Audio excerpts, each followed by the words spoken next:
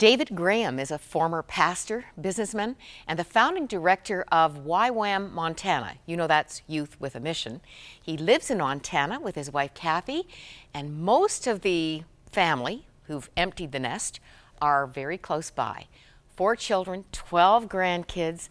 We're going to learn that being a dad is central to a stunning story of being very lost and supernaturally found.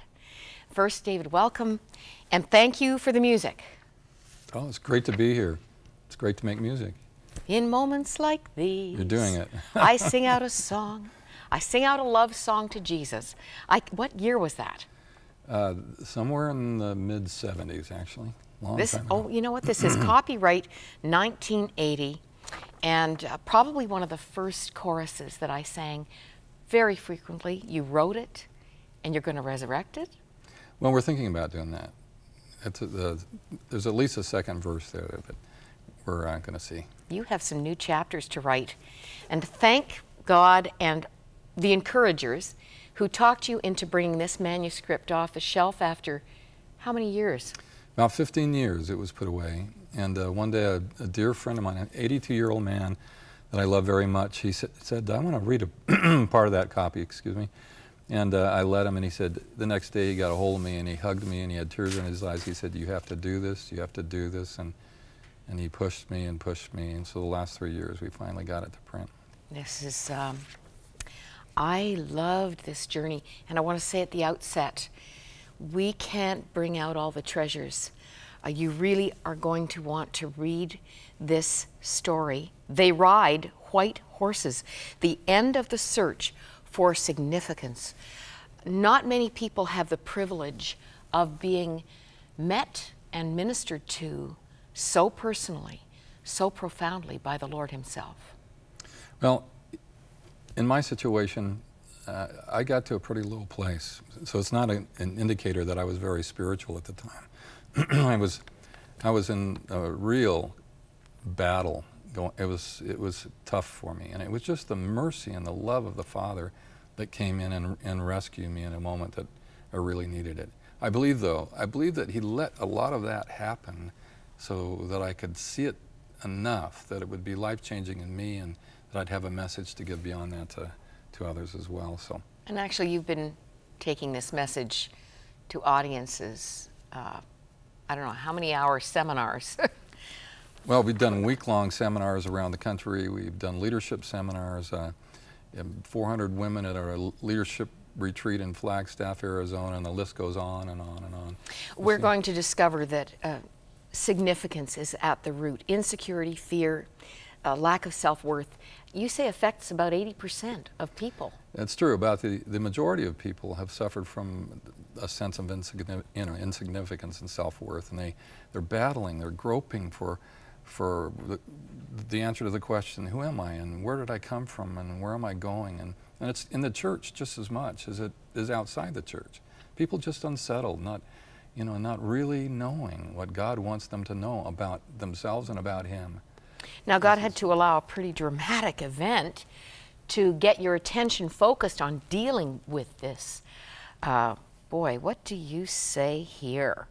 This emotional collapse that exposed hidden insecurities, and you're going to talk about squatters in my own emotional slum. Oh boy. You know, those 80%, the difficulties over their self-esteem and those issues can always be traced, or most often be traced back to their childhood, when they weren't validated by their parent like they should have been, or parents. And there is no perfect parent, but there's so many kids who looked into the mirroring eyes of their mom and dad and didn't find that validation, that love, that affirmation, that leadership. And so they grew up out of the context of that mutual experience with them into a damaged individual. Well, I love my parents. They were Christians and they were strong people, but at the same time, there was a gap. My dad was an A+ student who wanted me to be an astronomer or a doctor, and I was a C- student who wanted to be a movie star, and or an athlete. You were the artistic, and he was he was the right brain or left brain. I was the right brain. 30 patents to his name? He was very, very intelligent, very Wow. successful man. And I was this little boy who he couldn't identify with. On the other hand, my mother, and I always battled with the fact that I just couldn't make my dad feel proud. I felt very insecure as a little boy, and I felt like I disappointed him every day. Now later in life that changed, but and then I had a mom who, a dear Christian woman, loved us so much, treated us with such compassion, but she was riddled with fear. Well, the combination of those mirroring eyes made an insecure little boy, and then ultimately an insecure little boy in man's skin. Ended up going to the ministry, and that insecurity comes out in ministry. So I finally go on a sabbatical and leave ministry, and I find that insecurity in the workplace as a businessman. And that's when it came to the mushroom head. Mushroom Head, my heart was moved when you talked about your dad coming in the door at the end of the day and hugging your 3 sisters, but you never got any of those hugs. I guess it wasn't manly to hug little boys in his view. Very sad. Not the end of the story. That's a worldwide problem. Yeah. Now, winter 1982, as you say, you weren't pastoring, you were sales manager for a manufacturing company. You were on an airplane. What happened? Well, at the end of that day, it was a very frustrating day, and I just wanted to get home to my wife and family. It was a Friday night, and I was so tense. The plane had been delayed. It was just a horrible day. Everything about it was bad. And just about the time we landed, just before, I suddenly went into a cold sweat that was, I felt like I was having a heart attack. I felt like I was going completely crazy. I'd never had a panic attack before. People who've had them will understand what I mean, but I tripped out of that airplane, scared everybody on the plane. I landed in the jetway, and in minutes I was being wheeled out of an international airport with 2 guys in white coats on a gurney and into an ambulance. And it was the beginning of horror that it's very difficult to explain. Hard time. You were told you needed a counselor, and your first thought was, I am a counselor. I mean, years of pastoring. Yeah, go figure. I'm supposed to know the answers. I love God.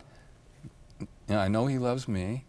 I believe everything about the Bible. I taught it all before, and here I am asking the question, who am I? And where am I going? And how do I resolve this? And so I went on a spiritual journey, and God came with powerful answers.